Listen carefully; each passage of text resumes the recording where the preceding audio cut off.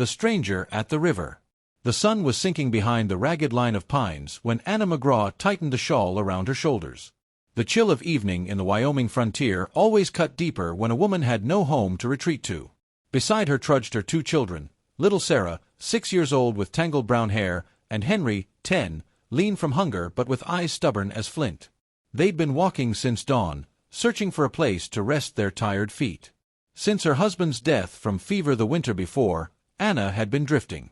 The small cabin they once called home had been seized by creditors, and no neighbor offered more than pity.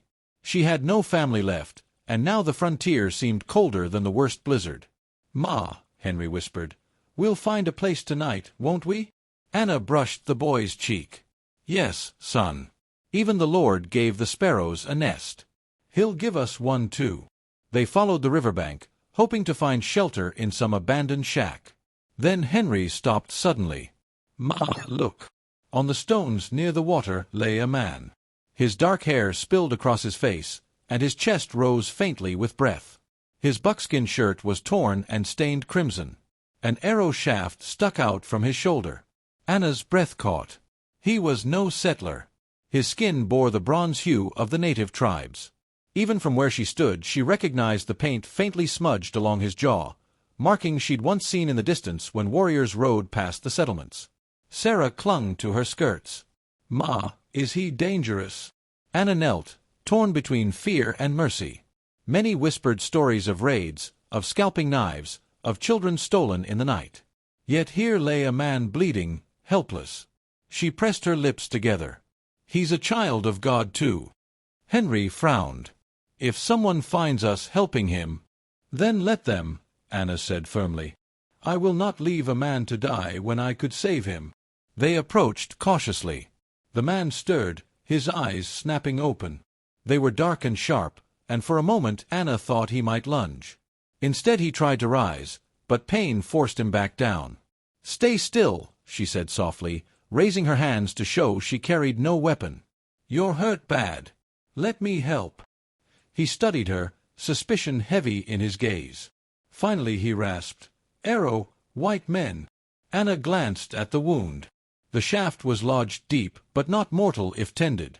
"If we don't get it out, you won't live through the night."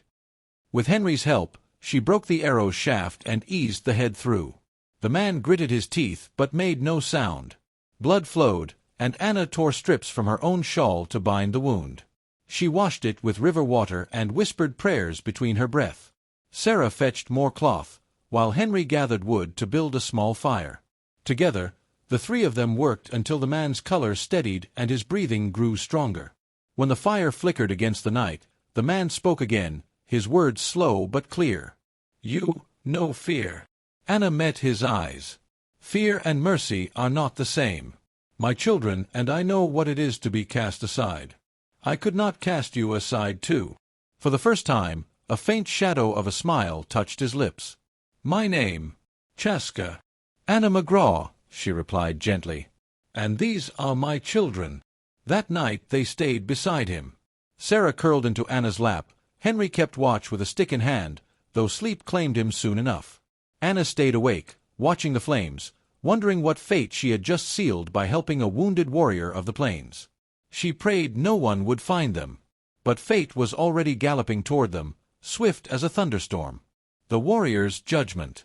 The dawn broke cold and gray. Chaska stirred, strength returning, though his wound still throbbed. Anna helped him sit up, giving him a drink from the tin cup she carried. "Better," he murmured. Anna nodded. "You'll heal. But you need shelter."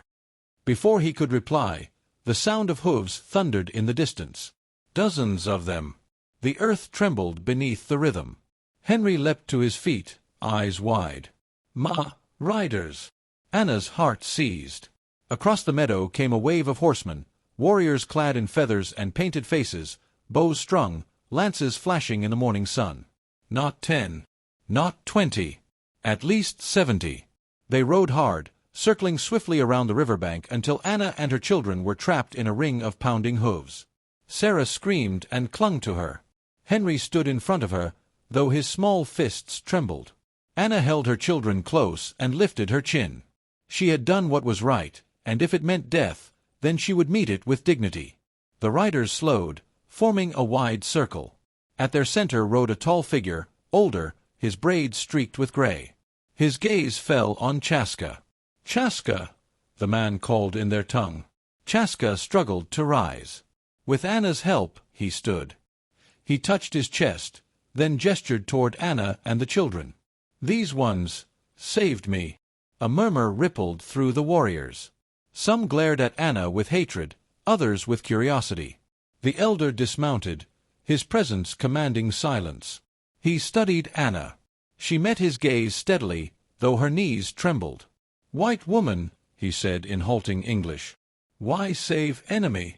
Anna swallowed. "Because he was a man who would have died.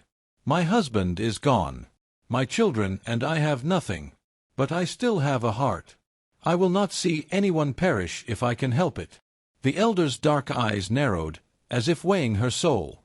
At last, he placed a hand on Chaska's shoulder and spoke swiftly in their language. Chaska nodded, then turned to her.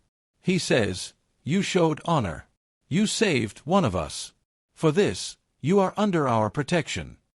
Anna's breath hitched. "Protection." Chaska's lips curved faintly. 70 warriors will see no harm comes to you or your little ones." The circle of horsemen broke.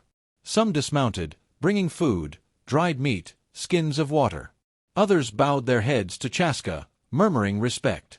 Henry's eyes widened. "Ma, they're not hurting us." For the first time in months, Anna felt the weight of fear lifting. She looked at her children, Sarah's face smeared with dirt but bright with relief, Henry's chest swelling with awe. And she looked at Chaska, whose life she had saved. Perhaps it was not accident that had brought them to the river that night. Perhaps Providence had set her feet on this path, that in showing mercy to a stranger, she had given her children not just survival, but a new place in a world that had cast them aside. As the warriors prepared to depart, Chaska leaned close. "You saved my life. I will not forget. My people will not forget." Anna closed her eyes briefly, whispering thanks. She had been homeless, helpless, drifting like a leaf in the wind. But by one act of mercy, her children had found a shield stronger than any cabin wall, the loyalty of 70 warriors who would stand at their door. And so, in the wild frontier where mercy was rare and survival uncertain, a homeless widow and her children found an unexpected family, born not of blood, but of courage and compassion.